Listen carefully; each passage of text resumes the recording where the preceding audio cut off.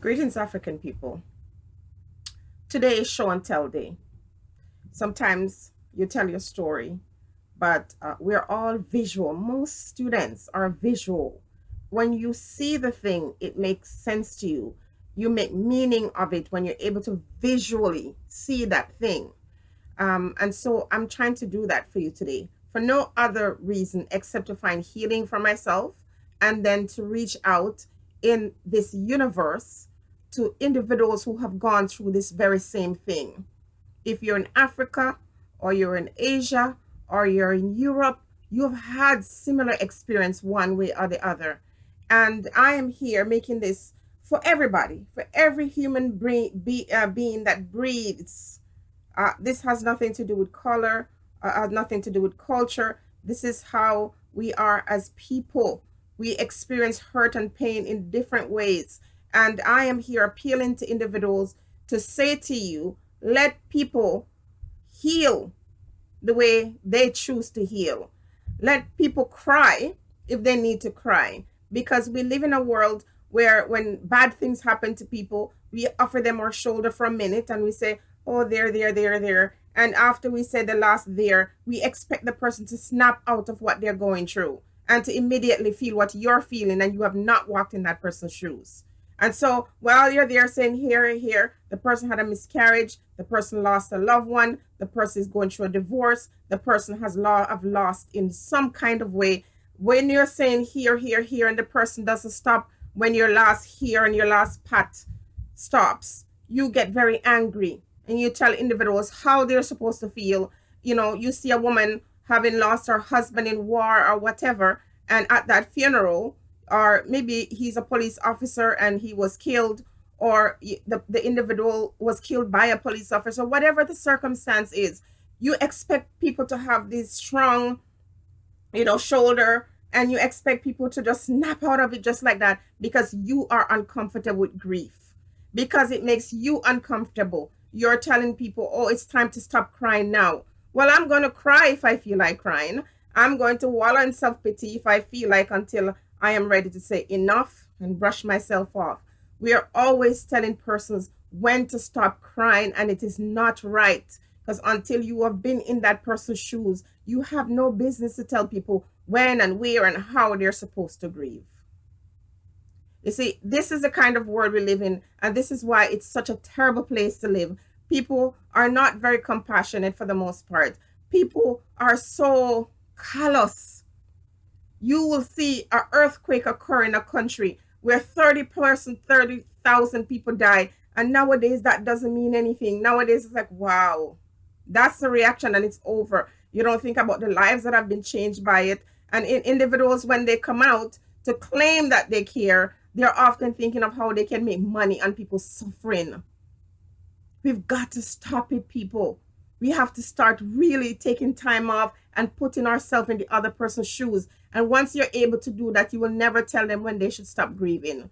You will encourage them, you will offer them support, and sometimes when you see that they're down, you might crack a joke and try to see if you can encourage them. But if that's not working, you just offer that shoulder. You give the person the idea you can come back anytime you want, as long as you want to talk about it. And if the person is going through suffering and grief and they come to you and they're not bringing it up, you don't bring it up, because maybe they need reprieve. Maybe they don't want to talk about it at that moment. But people are having hurts in their life. And sometimes it's difficult for you to move on from those hurts. Sometimes you need time and love and compassion and support. Now, I'm doing the show and tell today after this whole rant here, just to say, leave me the hell alone and make me cry if I want to cry, and let me, drown in my self-pity if that's what it takes. Until you've walked in the mile in my shoes, you don't fully understand what I'm going through. I'm not saying you should encourage me to stay in the stupor. You can offer me words, supportive words to encourage. We need that. But those words of encouragement must not sound like shut up already, be over and done with it, because it's not that easy. Now, I'm going to show you some paychecks. I don't want you to know where these paychecks come from. But it's from hard work, struggles, determination. When most of the people that I know at the time, they were on welfare, staying home and relaxing and enjoying the government's money. Because this is a beautiful country. This country of Canada that I live in, it is a beautiful country. And the government does work and care about the people. So when you pay taxes, you see where your taxes go. You see that the government fixes road. You see that the government takes care of free health care. You see that the government provides people who are going through a difficult time financially some kind of net work, something to help them to get by. If you lost your job, you can get unemployment. If you are, not working and you need support, you can get social assistance. Some people abuse it because some of these people are on social assistance. These individuals live better than people who work from paycheck to paycheck. That's not right, government. You need to take care of that. You shouldn't have people who work on a job for years, dedicated, and people who pay taxes living worse than people who are on welfare. And some of these welfare people, they drive BMW, they live in fancy apartments, they live in townhouses, they live high on the hog, and some people work from paycheck to paycheck, can barely afford to pay their rent. That's not right, but it is what it is. And some people do abuse the system. That's not the government's fault. But the government in this country, they really try to take care of people the best way they can. But some of us that came here, in spite of all those social networks, we say we want more for ourselves. We want more for our children. We put ourselves out there and we try to go through school to get an education. And when we get that education, we try to use it to give back to the community. We try to use it to build ourselves, and we try to help our family. And the families some of us have are evil. This is why I say the devil is not some being that is under the earth waiting to burn us up with fire. The devil is people, usually people, family, friends, associates, individuals, sometimes government, sometimes, all kinds of people can serve the role of devil. But this beautiful country that I live in, it is one of the cleanest places. I don't know if I'm being biased. I'm sure there are other places in the world that are clean, but it must not be second to this one. It is a beautiful place. But guess what? In spite of all that I gained here and all the experiences I had here, home for me is home, which is Jamaica. Home is Africa, where my four parents come from. And unfortunately, I've had some bad experiences in this place that didn't allow me to feel like I was at home. So there are resources that are available to me, and I try to participate in some of those experiences. Sometimes they have been bad, and so I've always had this thing in my mind that one day I'm going to go home. And it's that love for home, that love for family that got me in the most hurtful place that I'm struggling to get over. So here's a paycheck. I don't know if you can see the numbers, and it's backwards, so I might not even be able to quote the number. Okay, so here, earnings 2003 47 27. That was a 2-week period. And my deductions, if you can see clearly what the deductions were, it was 767.78. So making 2347.27 and having a deduction of 767.78, I brought home $1,579.49. One paycheck. Here's another, because my salary fluctuated because the job that I had, I didn't have certain benefits to me. So if there was a holiday, I didn't get paid for some of those holidays. Here is another earning, same year. And I'm hoping I'm not showing all my important information. This one is 2001 1/12/54, and my deduction was 662.08, and I took home 1450.46 for a 2-week period.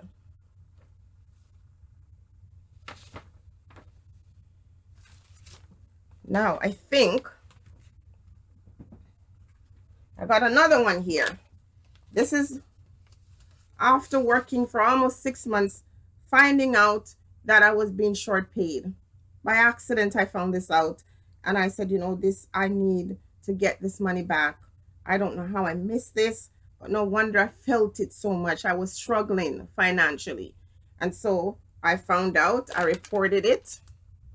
And if you notice, look at the difference between the first one where it was 2,347, and this is the difference. Now the salary here was $6,309.12. Do you see the difference? Do you see that difference in pay? Because I caught it. And when I got that payment that was owed to me, included my regular pay, it was the 6,309, and the deduction was $2,606. So out of $6,309, I took home $3,702. The paycheck looked really nice, but I still end up getting screwed. I worked hard, just like everybody else, and did the best that I can. Get to work when I'm supposed to be there for 8:30. I'm there at 7. When everybody else is fooling around, I'm working. From the time I walk into that space, I'm working. I work at home. I work on the weekend. My job wasn't a job that you could leave behind. Most of my work, I had to take it home with me. And so it was not easy. It was hard, but I loved what I did. And at the same time, when everybody was partying, I was thinking, oh, I got to put away something for my future. And this is where family came in. So this is going to be a long video, and it's for my subscribers. I don't care, you know, people won't want to hear all this stuff. People who don't know me already. For those of you who know me, and you know, this is me talking to you. So I decided, you know what? It's not right to just work your money and just spend it and just be stupid with your money. You need to put away something. You need to invest. And so I said, okay. I had a conversation with my dad, who encouraged me to build with him. I wanted to do something on my own, but he said, I'm old now. I'm by myself. I'm not married. Just do it with me. Send the money and I'll take care of this for you. When you're ready to retire, you'll have a nice, beautiful home, something to call your own. Yep, I'm not even going to hide his name. Yep, so I sent. First money I sent to him was $1,000 that I got back from my income tax. And somewhere in this midst, this is here. Hopefully I can see it before this video is finished. I sent him, so here is a check for $100. I think this is the figure down here. Yeah, $100. That was not the first. This is just different times. This was $1,200.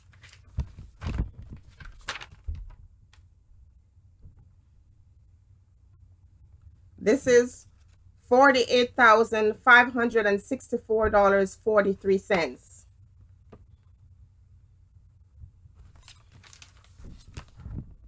And that was converted to Jamaican money. $100 on this. This is 1,100 Canadian dollars. $1,163 it cost to send this. Hopefully you can see it. Is it upside down? $1,100.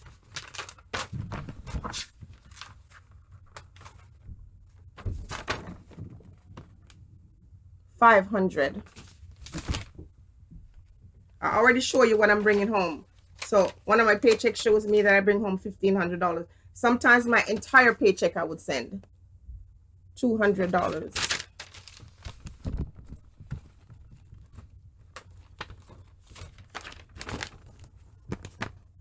$500.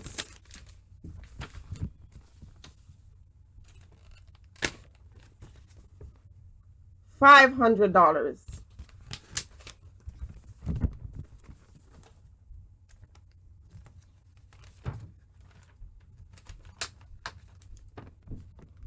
$1,000.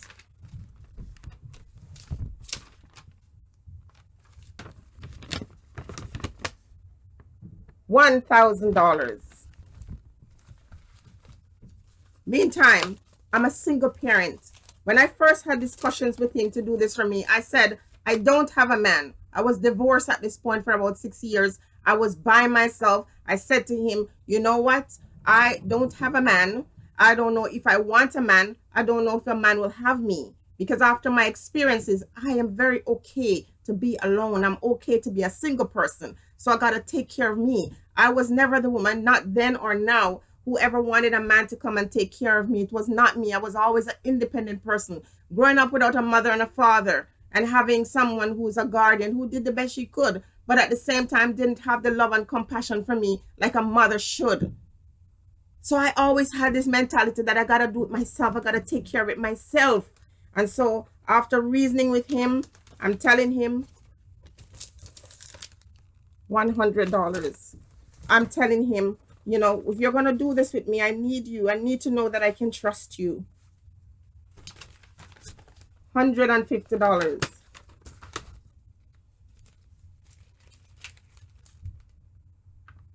$250.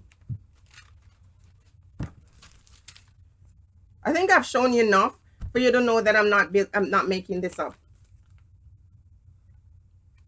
I think I've shown you enough to show that I'm not making this up. Here. And these are bundles. This is where my money went. Okay, it's so much. It's too much. Okay, these are all Western Union receipts. From my little measly paycheck. I don't sell drugs. I've never been involved with anybody who sells drugs. I don't do anything illegal. It's hard work and denial. Sometimes I was not even having money to buy groceries for myself or my children, saying I have to make a sacrifice. All of these. I can't go through it all. Okay? I can't go through it all. It's too much.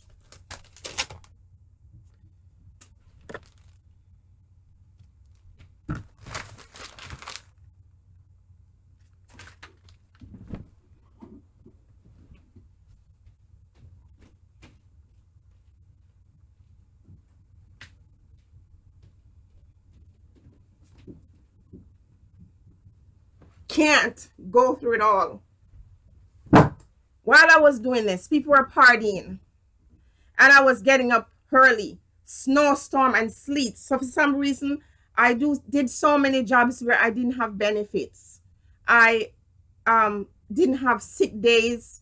If I didn't go to work, I didn't get paid. If there was a public holiday, I didn't get paid. Sometimes, even when I became a professional person, working the same hours as my colleagues, doing the same work as them, I didn't have certain benefits that allowed me to get paid in the summer. Even though everybody would have been off in the summer, I didn't get paid. When Christmas came, I still had to prepare and do the same things that my colleagues did. I didn't get paid.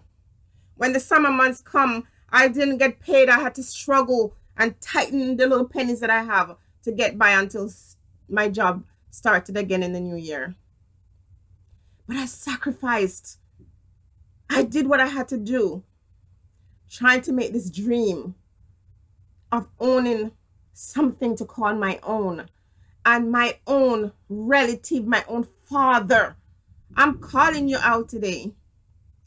This is why when black people come out and say, oh, I don't want to be around black people, they're no good. Of course, some of them are very evil and some very wicked. But even then, I will not reject my race because of what my own biological father did to me. I will not reject my race because my mother abandoned me and gave me away to somebody. I will not reject my race because the very person who raised me and gave me the best love she could sometimes didn't really always do right by me. What these individuals have done doesn't change who I am as a black person. But my own father took my dreams. So when you see me crying and you see this thing coming up, you must be saying, she's talking about that again. Of course I'm talking about that again. I'm still not healed. So it comes up for me all the time. I push it down, I suppress it. But it comes up for me because I'm at a point in my life when I'm saying, okay, I think I did my thing. I think I serve its purpose. I want to be able to go somewhere and be in a space where I feel comfortable, because I don't always feel comfortable in this space. I always feel sad sometimes, as I told you before. This is what happened to me. And I don't think I have any family that really came and said to me, I'm sorry for what they did to you. I've never heard that. I've never heard a family member say, I'm sorry for what they did to you. You know, it's not your fault, but by you acknowledging, I might have a few strangers that says, wow. And so when a stranger said, wow, you know, if that was me, I'd burn down their house. They say that to me, I wouldn't go that far. But it makes me realize the person feels some connection to what I experienced in terms of that loss.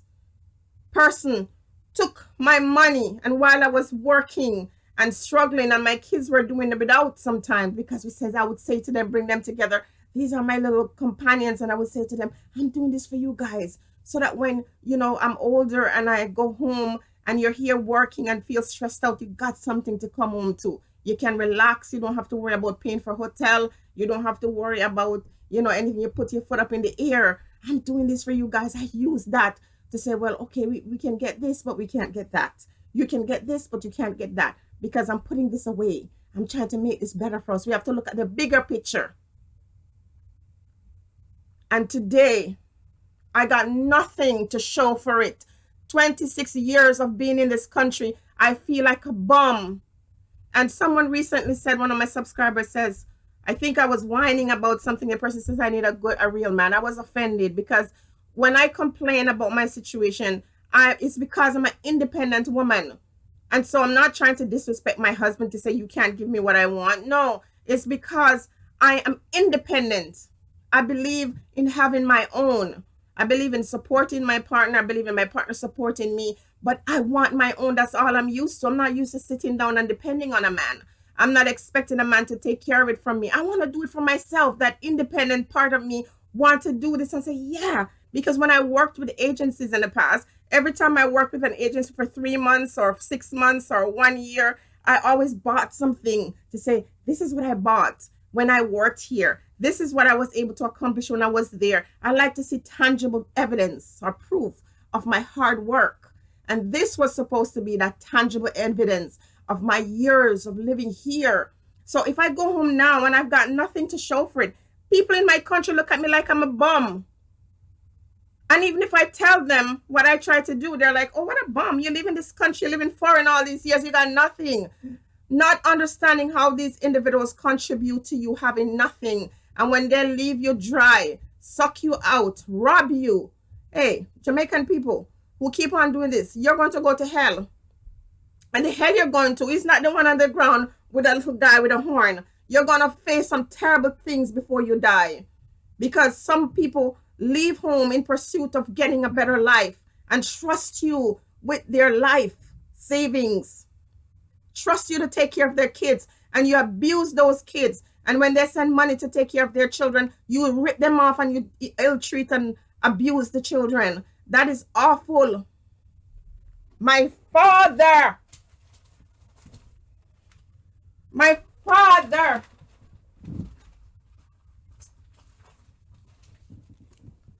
my father robbed me.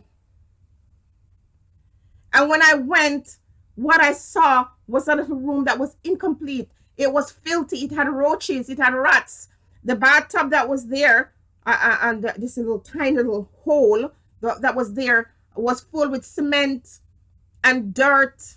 They dumped cement and dirt. What he did start doing, what would happen is my own sister who claimed that she loved me, she didn't tell me, even though I spoke to her every weekend, even though I sent money to her for her own needs, help her when I could. When I go to visit her, I took care of things for her. That same sister knew my father was going to the rum bar and buying liquor for everybody, and she never told me.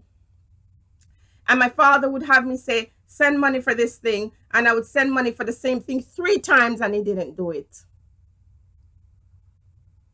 So you tell me, oh, don't worry about it, move on. I can't do what I did then. My health is not going to allow me to do that. I can't get up so early in the morning and chase after train and buses and this and that. I cannot do it. And I won't do it.